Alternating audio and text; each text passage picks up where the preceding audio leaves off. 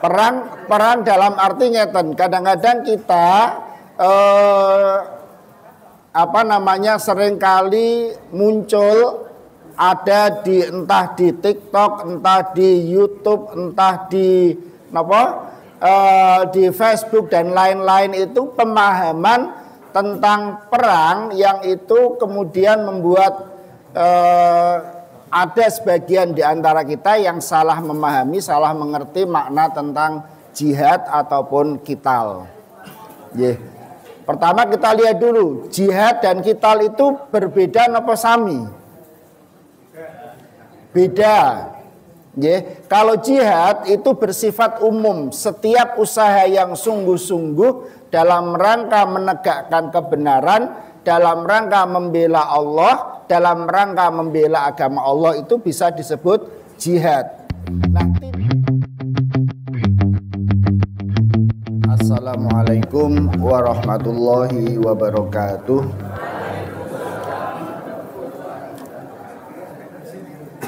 Bismillahirrahmanirrahim.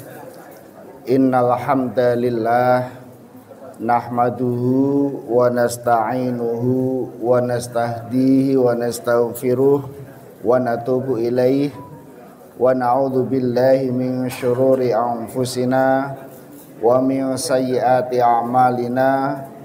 May yahdihillahu fala mudhillalah wa may yudlil fala hadiyalah. Asyhadu an la ilaha illallah wahdahu la syarikalah wa asyhadu anna Muhammadan abduhu wa rasuluh la nabiyya ba'dah. Allahumma salli wa sallim wa barik ala rasulillah nabiyyina Muhammadin ibn Abdillah wa ala alihi wa ashabihi wa manittaba'ahum bi ihsanin ila yaumil qiyamah. Hadratul mukarramin, para masyayikh, para asatid, bapak-bapak, ibu-ibu, jamaah pengaosan ingkang dipun rahmati Allah Subhanahu wa taala. Alhamdulillah wa syukrulillah, pada pagi hari ini kita semua dapat melangkahkan kaki kita menghadiri pengajian, insya Allah dalam keadaan sehat lahir dan batin. Nggih Bapak nggih. Sehat lahir, bapak-bapak tasih saged rawuh, bapak ibu-ibu tasih saged rawuh wonten mriki.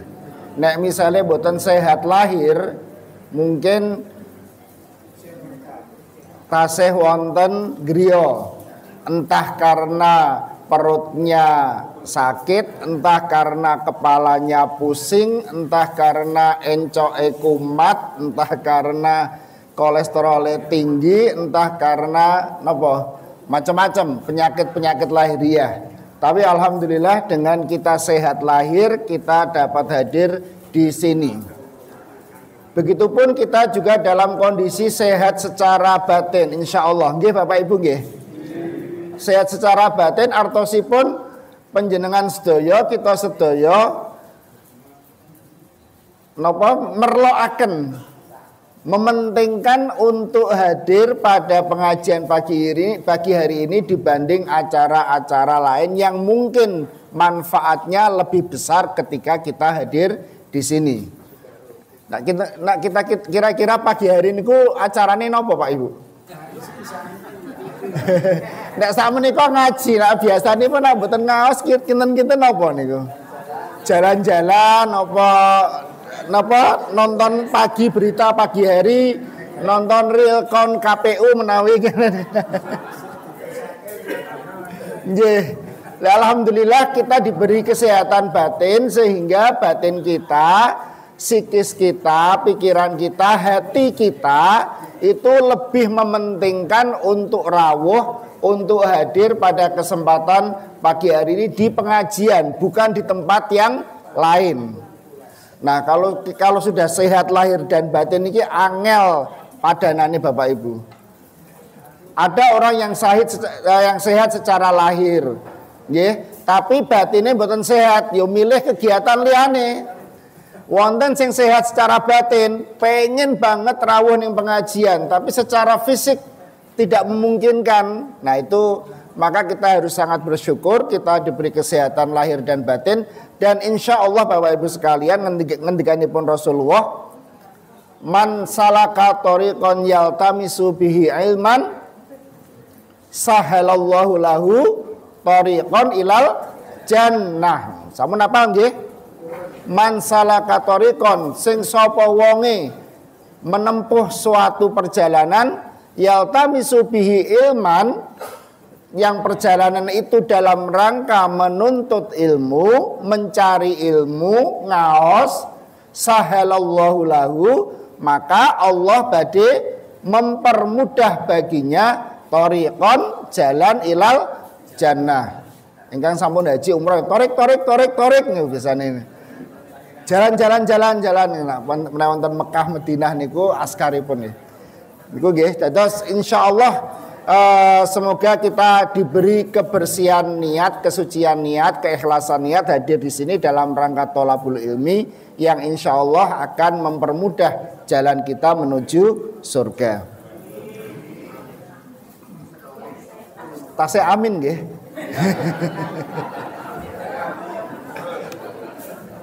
Amin terus.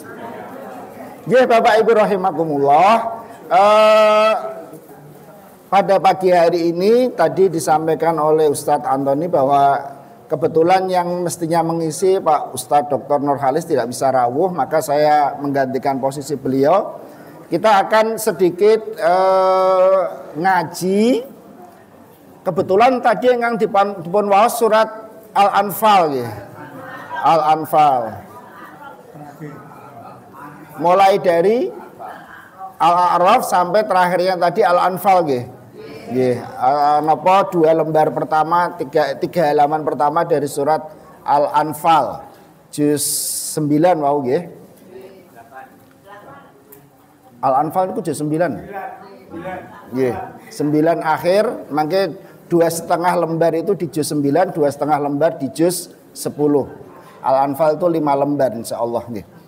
Nah Bapak Ibu sekalian, Al-Anfal itu cerita tentang perang. Kok yo delalah niki wau kula menyiapkan materi yang terkait dengan masalah perang. Perang dalam arti ngeten. Kadang-kadang kita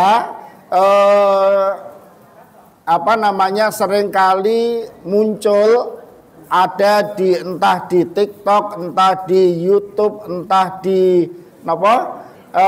di Facebook dan lain-lain itu pemahaman tentang perang yang itu kemudian membuat ada sebagian di antara kita yang salah memahami, salah mengerti makna tentang jihad ataupun qital. Pertama kita lihat dulu, jihad dan qital itu berbeda napa sami? Beda. Kalau jihad itu bersifat umum, setiap usaha yang sungguh-sungguh dalam rangka menegakkan kebenaran, dalam rangka membela Allah, dalam rangka membela agama Allah itu bisa disebut jihad. Nah, tindakipun Bapak Ibu sedaya saking griya dumugi mriki itu juga bagian dari jihad. Artinya bersungguh-sungguh. Nah, tetapi yang satu lagi yang disebut dengan qital itu lebih spesifik, yaitu perang. Apakah perang termasuk jihad? Nggih, leres. Perang itu juga termasuk dari jihad. Jadi jihad itu sesuatu yang lebih umum. Kalau qital itu secara spesifik atau khusus yang terkait dengan perang. Nah, Bapak Ibu rahimakumullah, kadang-kadang kalau kita memahami ayat-ayat Al-Quran yang mengandung makna tentang perang atau tentang jihad secara umum tadi itu ada yang kemudian berpandangan yang melenceng. Saya ambil contoh, ini kita bareng-bareng Bapak Ibu tasih ngasih Quran nggih. Monggo kita sami-sami buka surat Al-Baqarah ayat 191. Juz 2. Al-Baqarah ayat 191.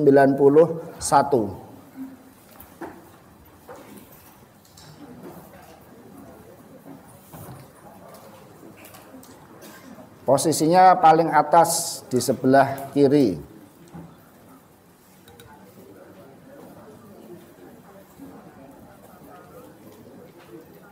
Nggih. Sambil dilihat kita waos sareng-sareng a'udzubillahi minasyaitonirrajim waqtuluhum kapanggih nggih waqtuluhum haitsu saqiftumuhum wa akhrijuhum min haitsu akhrajukum. Terjemahannya adalah wonten bunuhlah mereka dimanapun mereka berada, dimanapun engkau jumpai mereka, wa akhrijuhum dan usirlah mereka di mana mereka mengusir kamu. Saya pengen memotong kadang-kadang orang itu memotong ayat ini hanya pada frase pertama. Waqtuluhum haitsu saqiftumuhum. Bunuhlah mereka dimanapun engkau temui mereka. Nah, Bapak Ibu rahimakumullah, ketika kemudian kita ada yang memahami, yang membaca ayat ini, lajeng dipun potong hanya sampai pada frase pertama, maka implikasinya, konsekuensinya, akibatnya itu luar biasa mencengangkan dan menyesatkan. Kenapa? Karena dalam pemahaman yang tekstual tadi itu, Bapak Ibu rahimakumullah, maka ada orang-orang yang terus nek ketemu wong kafir langsung dipateni dimanapun engkau jumpai mereka. Nek awake dhewe wonten Jogja niki ya kangelan, Bapak Ibu tindak wonten prawira taman ngoten terus apa sak jalan-jalan niku prawira taman arep dipateni kabeh ngono. Nah, itu yang saya maksud, kadang-kadang pemahaman terhadap ayat yang dipotong seperti ini mengakibatkan efek yang tidak baik. Itulah yang kemudian sebagian di antara saudara-saudara kita ada yang memahami seperti ini, sehingga akhirnya muncullah aksi-aksi yang misalnya dulu ada bom Bali dan sebagainya, karena merasa bahwa waqtuluhum haitsu saqiftumuhum, bunuhlah mereka dimanapun engkau jumpai mereka. Ini pemahaman yang tekstual lan keleresan namung dipotong. Nah, saat ini Bapak Ibu kemarin masa-masa kampanye dan seterusnya, kira-kira ada enggak model-model potongan-potongan video yang kira-kira menyesatkan, kahatah gitu, dipotong, terus kemudian kalau enggak dipotong dimunculkan di luar konteks gitu. Contoh ini pun apa? Bapak Ibu kemutan mboten pas 2014 Pak Prabowo nomor setunggal nomor kali. Jenengan mesti milih Prabowo kabeh ketok iki. nomor setunggal nomor kali 2014 nomor 1. Lah terus kemudian dimunculkan seolah-olah Pak Prabowo mendukung nomor 1 video ini, padahal video zaman Del gitu. Itu contoh bagaimana pola-pola pemotongan. Dan pemotongan itu bukan cuma video, ternyata dalam pemahaman ayat-ayat Al-Quran ada juga yang memotong. Oleh karena itu Bapak Ibu rahimakumullah, kita nggak akan bicara tafsir secara keseluruhan yang nanti mungkin akan satu semester kita harus ajarkan gitu. Tapi kita mencoba bagaimana kalau kita memahami, kalau kita membaca teks-teks Al-Quran yang semacam ini, apalagi terus kemudian muncul narasi yang kita baca baik itu dalam bentuk tulisan ataupun video atau rekaman atau di YouTube dan sebagainya, yang kemudian menjelaskan ayat-ayat yang kira-kira dipotong, yang kira-kira dapat menyesatkan. Nah, Bapak Ibu rahimakumullah, memang kalau dalam konteks tafsir, ilmu tafsir, kita butuh banyak ayat, banyak napa nggih, pengetahuan yang harus kita miliki. Nggih. Imam Jalaluddin As-Suyuti dalam Al-Itqan fi Ulumil Quran itu menyebutkan ada 14, kurang lebih 14 pengetahuan yang harus dimiliki oleh seorang mufassir, seorang yang akan menafsirkan Al-Quran. Lah nuwun sewu, kita semua Bapak Ibu para mubalik, para asatid kira-kira sering menafsirkan Al-Qur'an mboten? Sering. Lah kok sakit? Lah setiap Bapak Ibu tampil khutbah Jumat, ngisi ceramah pengajian, terus mengupas ayat inna a'toina kal kautsar, sungguh telah kami berikan kepadamu nikmat yang banyak. Itu menafsirkan apa mboten? Menafsirkan. Jadi sebenarnya tafsir itu fassara yufassiru tafsiron, setiap usaha apapun, ya pengertian lahiriahnya, setiap usaha apapun untuk memahami ayat-ayat Al-Qur'an, maka itu disebut sebagai tafsir. Setiap kita menjelaskan apapun ayat dalam Al-Qur'an, maka kita sebenarnya sedang melakukan aktivitas tafsir. Nah, oleh karena itu kita juga perlu berhati-hati agar apa yang kita jelaskan, apa yang kita sampaikan memang sesuai dengan yang di minimal mendekatilah. Kita kan wallahu a'lam bissawab, ngoten toh? Kita nggak akan mungkin mengerti makna sesungguhnya secara tepat, tetapi kita mendekati supaya pemahaman kita, penjelasan kita mboten melenceng saking ajaranipun Rasulullah. Bapak Ibu rahimakumullah, maka oleh karena itu bagi kita yang tidak secara khusus belajar ilmu tafsir, minimal itu kalau kita mau memahami atau menjelaskan, menerangkan tentang ayat Al-Qur'an, khususnya yang ayatnya seperti ini, kalau ayatnya qul huwallahu ahad itu insya Allah bukan ada masalah. Tapi kalau pas ketemu ayat seperti ini, misalnya Bapak Ibu membuat kajian rutin mingguan, terus pas ketemu ayat ini, maka kita harus berhati-hati. Yang pertama yang harus kita kuasai atau kita mengerti adalah pengetahuan tentang bahasa Arab. Jadi terjemah yang kita lakukan, kalau kita nggak memahami bahasa Arab, nahwu shorof, balaghahnya misalnya, maka minimal kita menggunakan terjemah yang standar. Jangan sampai kita kemarin Bapak Ibu mungkin muncul di grup WhatsApp jenengan itu ada yang menerjemahkan, yang menjelaskan, menafsirkan tentang surat Al-Qari'ah. Pirsa nggih?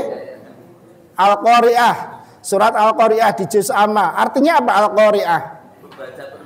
Nah itu Al-Qari'ah itu kan arti dasarnya qara'a pakai ain nggih. Al-Qari'ah niku pakai ain.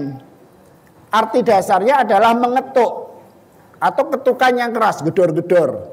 Maka kemudian ketika diurutkan dengan ayat-ayat setelahnya, para mufassir kemudian memahami itu sebagai hari kiamat. Al-Qari'ah, hari kiamat, mal qari'ah, apa itu hari kiamat, wa ma adraka mal qari'ah, apakah kamu tahu apa yang disebut dengan hari kiamat?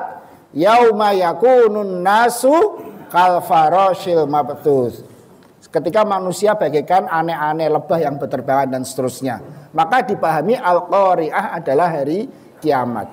Tapi bagi orang yang tidak tahu bahasa Arab, ning kepedean,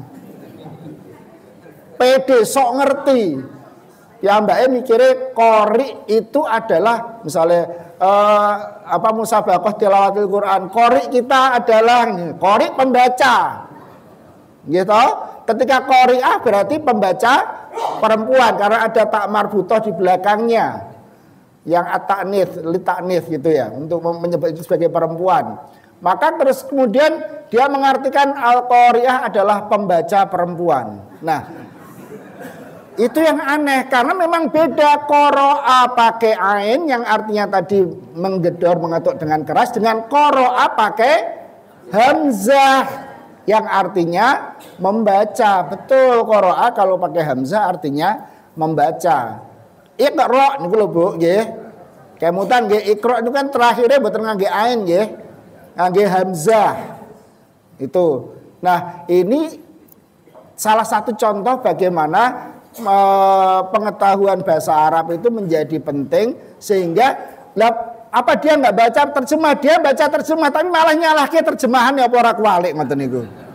Dia menyalahkan terjemahan yang sudah dilakukan oleh Kemenak minimal. Padahal Kemenak itu ketika menerjemahkan tidak cuma satu orang.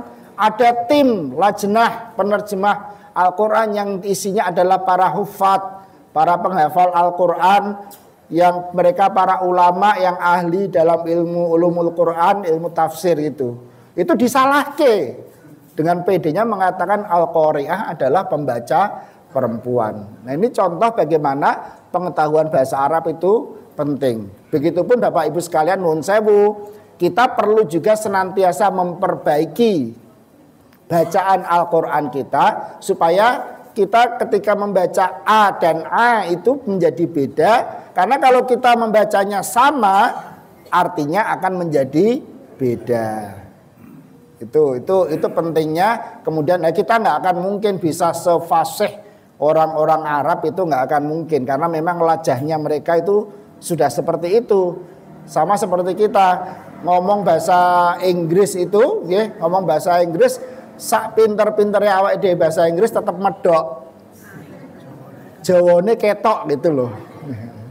Itu kecuali sudah berpuluh-puluh tahun atau mungkin kecilnya sekolahnya di negara berbahasa Inggris gitu kan. Kebetulan saya 6 tahun Pak di negara berbahasa Inggris, 2 tahun di Amerika, 4 tahun di Inggris. Ini bahasa Inggris saya itu disalahkan anak saya karena sekolahnya dia di situ dari kecilnya sudah menjadi native pengucap yang asli itu kan. Itu contoh bagaimana. Tapi kita tetap berupaya kan sebagai orang Islam ketika membaca Al-Quran semaksimal mungkin makhrajnya itu kita upayakan sama seperti makhraj yang dilakukan oleh orang-orang Arab. Nanti orang Arab dia benten-benten. Orang Arab Saudi dengan orang Arab Mesir itu beda ketika mengucapkan huruf jim. Misalnya Jamal, gitu. Jamal itu artinya apa? Bagus, gitu. Nah, kalau di orang-orang Arab Saudi dan Timur Tengah yang ke arah timur itu pakainya sama seperti kita Jamal. Tapi kalau orang Mesir bunyinya menjadi Gamal. Nah, bapak-bapak yang sepuh kemutan bukan presiden Mesir. Gamal Abdul Nasir. Aslinya niku Jamal Abdul Nasir. Tapi orang Mesir makhrajnya itu menjadi Gamal Abdul Nasir itu. Padahal harusnya bacanya Jamal. Maka saya tadi bilang, ya pokoknya usaha kita semaksimal mungkin bisa fasih sehingga tidak salah di dalam artinya. Tapi nek misalnya boten nggih sing penting awake dhewe wis niate apik gitu. Maca Quran semaksimal mungkin makhrajnya bener, nek tetap salah nggih Allah a'lamu binniyatikum. Ya innamal a'malu binniyat ngoten. Ya Bapak Ibu, itu yang pertama, pengetahuan tentang bahasa Arab. Minimal membaca terjemah yang resmi. Yang kedua Bapak Ibu sekalian, yang sederhana dalam konteks memahami teks Al-Quran, ada yang disebut dengan asbabun nuzul. Asbabun nuzul, terjemahan letterleknya adalah sebab-sebab turunnya Al-Quran. Tetapi kalau ada yang kemudian ngeten, terus nek ora ana sebab kuwi apa ayat Al-Qur'an ora medun ngoten kan gitu. Betul. Jadi itu dipahami sebagai peristiwa kejadian yang mengiringi turunnya ayat Al-Qur'an. Kalau ayat Al-Qur'an kan memang sudah dari ketetapan Allah, memang itu akan turun apapun yang terjadi, tetapi ada peristiwa-peristiwa tertentu yang menyertai turunnya Al-Quran, ayat Al-Quran, supaya apa? Supaya bisa lebih mudah pemahaman terhadap ayat tersebut. Asbabun nuzul yang paling terkenal niku misalnya yang sering kita dengar surat Abasa. Abasa wa tawalla an ja'ahul a'ma, gitu kan? Napa artinya? Bermuka masam. Abasa wa tawalla, ada orang datang kemudian dia Rasulullah melengos bermuka masam. Kenapa? Anja'ahul a'ma, karena datang seorang buta. Apakah Rasulullah kemudian orang yang tidak apa namanya nggih, tidak menghormati orang buta, bukan karena itu. Tetapi memang itu adalah sebuah skenario dari Allah. Ini loh, ada kadang-kadang orang, kita semua manusia itu kadang-kadang mementingkan sesuatu yang kita anggap lebih penting, padahal sebenarnya ini ada yang apa namanya, orang yang lebih perlu untuk diperhatikan. Itu pelajaran yang kita ambil. Bukan berarti terus nyalahke Rasulullah, boten. Itu memang skenario, itulah yang disebut dengan peristiwa yang menyertai turunnya ayat Al-Qur'an. Supaya apa? Supaya kita lebih mudah sebagai umat Islam, oh ngono to. Oh, ada peristiwa ini. Kalau sekedar abasa wa tawalla anja'ahul ama wa ma yudrika lallahu, itu kan kita baca terjemahnya tok, apa to jane iki maksudnya. Tapi begitu kita tahu peristiwa yang menyertai ayat tersebut, terus oh gitu toh. Nah, ini contoh bagaimana kemudian kita bisa lebih mudah di dalam memahami ayat Al-Qur'an ketika kita mengerti sebab-sebab atau peristiwa yang turun menyertainya. Nanti ada contoh lain yang lebih yang juga mungkin kita familiar tentang Homer. Gitu, tentang Homer. Homer itu sampai ayatnya berturut-turut 3 kali turun sampai pada akhirnya diharamkan Homer. Yang pertama yang di Al-Baqarah itu kan orang bertanya wa yas'alunaka 'anil khamri wal maisir qul fihima itsmun kabiru wa manafi'ul linnas. Homer itu ada apike ning ya ana eleke gitu kan. Tetapi eleke luwih akeh. Kan gitu. Nah, kemudian muncullah apa namanya ayat lainnya yang lain lagi, ya ayyuhalladzina amanu la taqrabus sholata wa antum sukara. Wahai orang-orang yang beriman, janganlah engkau sholat. Kalau konteksnya redaksinya janganlah engkau mendekati sholat, artinya melaksanakan sholat wa antum sukara, dalam ketika kamu masih dalam keadaan mabuk. Berarti nak wong sing elek to Pak nggih. Wong sing pikirane elek. Oh, berarti nek arep salat ora oleh mabuk, nak bar salat. Nggih mboten, nek wong pikirane elek kan ngoten dadine. La taqrabus sholata wa antum sukara, nek arep salat aja nganti mabuk. Berarti sadurunge utawa sakbare itu orang yang pikirannya elek. Nah, itu yang kemudian disebut sebagai tadrij. Al-Qur'an itu turunnya berangsur-angsur. Sehingga kemudian terakhirnya baru ya ayyuhalladzina amanu innamal khamru wal maisir, sesungguhnya khamr, judi dan sebagainya itu rijsum min amalis syaiton, pekerjaan setan, fajtanibuh, maka jauhilah mereka itu semua. Jauhilah khamr, judi, mengundi nasib dan seterusnya itu. Itu konteks. Kenapa peristiwa yang menyertai? Kan ada terus kemudian yang tadi itu la taqrabus sholata wa antum sukara. Ada peristiwa yang menyertainya, kenapa? Karena ada katanya seorang sahabat, ada riwayat yang menceritakan ada seorang sahabat yang menjadi imam sholat, kemudian membaca surah Al-Kafirun, bukan rampung-rampung. Laras buatan.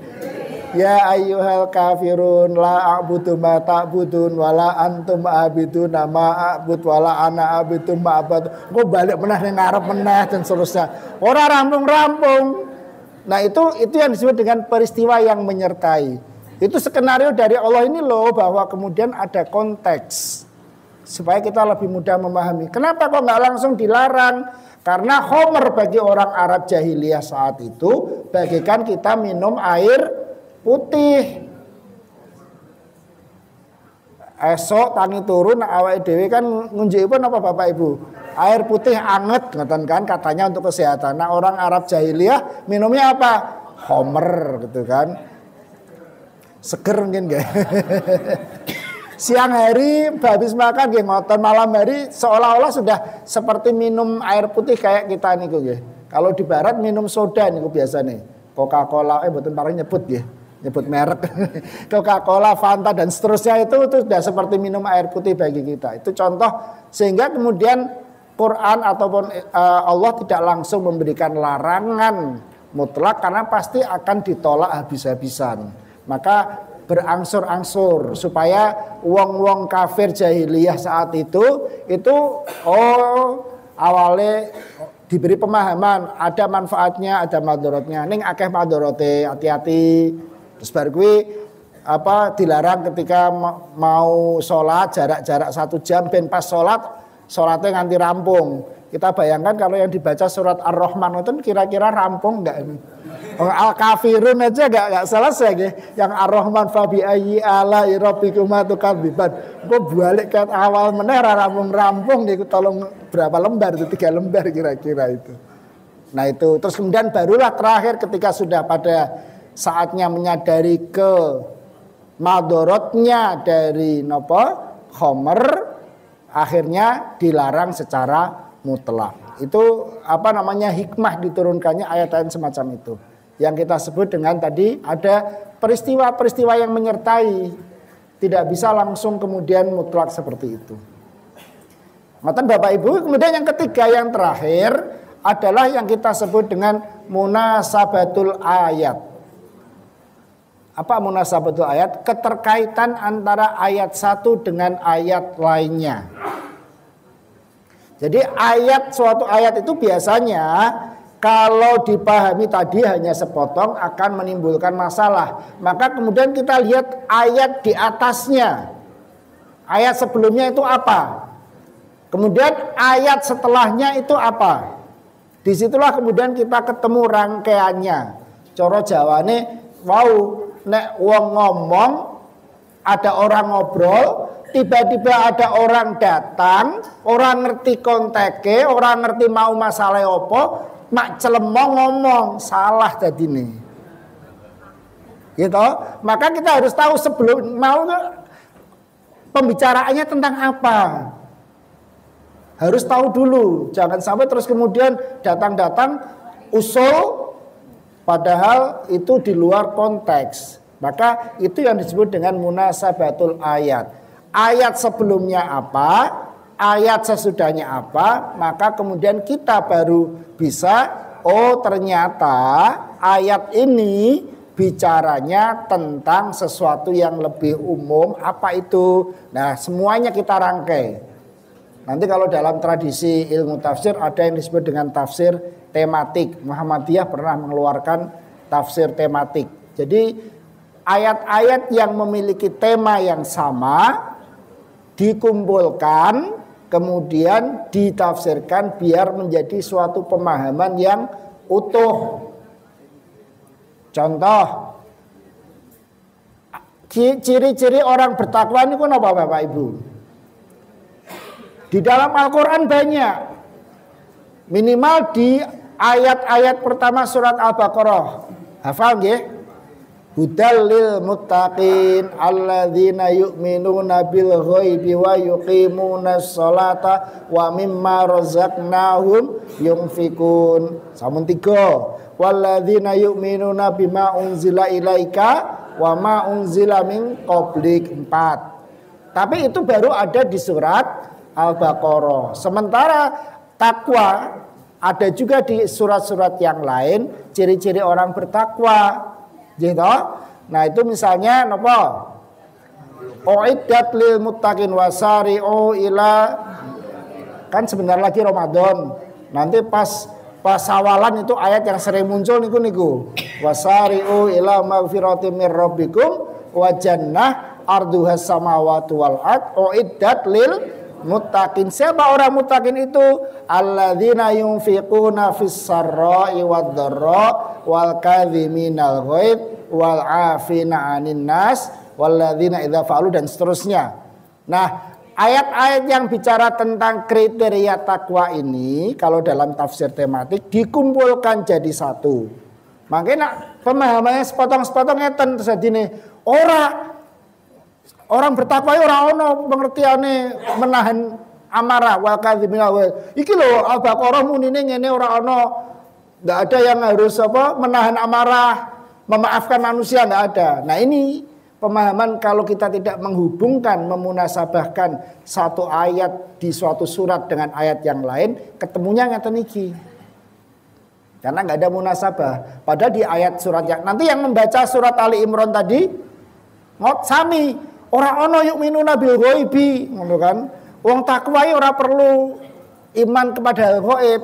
Soalnya di situ nggak ada menyebutkan yu'minuna bil ghaib. Nah, tafsir tematik itu memunasabahkan, menghubungkan antara ayat-ayat yang memiliki tema sejenis, baik itu dalam satu surat maupun surat yang berbeda, kemudian digabung jadi satu, diurutkan. Oh, kriteria orang bertakwa itu siji loro telu, oh, ternyata banyak sekali, ngoten lho.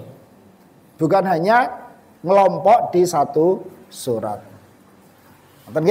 Itu Bapak Ibu sekalian yang ketiga terkait dengan munasabatul ayat. Nah, kembali kepada tadi ayat Al-Baqarah ayat 191 ya. Yang pertama secara bahasa, ya kan, tahu bahasa. Waqtuluhum haitsu tsaqiftumuhum. Betul enggak? Bunuhlah mereka dimanapun engkau berada. Secara kebahasaan enggak salah, betul. Tetapi terus kemudian kita harus menghubungkan asbabun nuzul piye, ono pora itu kan. Ternyata surat ini turun terkait dengan sebuah peperangan. Kok bisa ngerti? Ada munasabahnya. Coba lihat ayat sebelumnya, ayat 190. Di situ waqatilu fi sabilillahil ladzina yuqatilunakum wala ta'tadu. Maka perangilah. Oh, ini adalah konteksnya perang. Begitupun ayat 192, 93 dan seterusnya, itu satu rangkaian ayat yang cerita tentang perang. Lah nuwun sewu Bapak Ibu wonten yang nate perang mboten? Dereng nate nggih. Soalnya kita lahir setelah kemerdekaan semuanya gitu kan. Nah, nek perang, wayahe perang di medan perang, pilihannya adalah membunuh atau dibunuh. Maka ketika ketemu musuh, baik di medan perang paling depan maupun medan perang paling belakang maupun di tengah-tengah, ya tetap piye caranya kita membunuh. Disitulah yang dimaksud dimanapun engkau jumpai mereka itu bukan di luar area peperangan, tetapi di dalam area peperangan. Karena kalau kita nggak membunuh musuh di saat perang, maka kita yang dibunuh. Ora apa-apa ben syahid, namanya bunuh diri nak ngoten. Mboten ketemu syahid tapi malah bunuh diri. Soalnya apa? Tidak berupaya, tidak berjihad, tidak bersungguh-sungguh.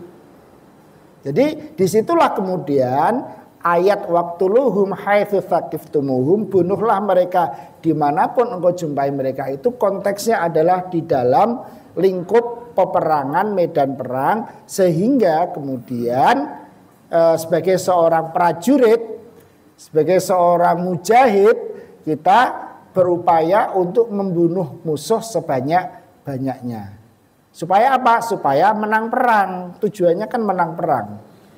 Nah, ini ya Bapak Ibu sekalian, kalau kemudian kita bicara tentang konteks, bicara tentang munasabatul ayat, tentang asbabun nuzul dan sebagainya, ketemulah kira-kira yang kita pahami, yang kemudian kita pahami dengan bunuhlah mereka dimanapun engkau jumpai mereka, itu ora dung sak dalan-dalan ketemu wong kafir dipateni. Lah nek misalnya ayat ini kan perintah nggih, fi'il amr, al aslu fil amri lil wujub. Perintah itu harus dilaksanakan. Lah saya kalau misalnya saya atau Pak Anies tinggal di Amerika, Medinone ketemu wong kafir apa terus arep mateni terus gitu kan. Malah dari rasido kuliah kan ngoten itu.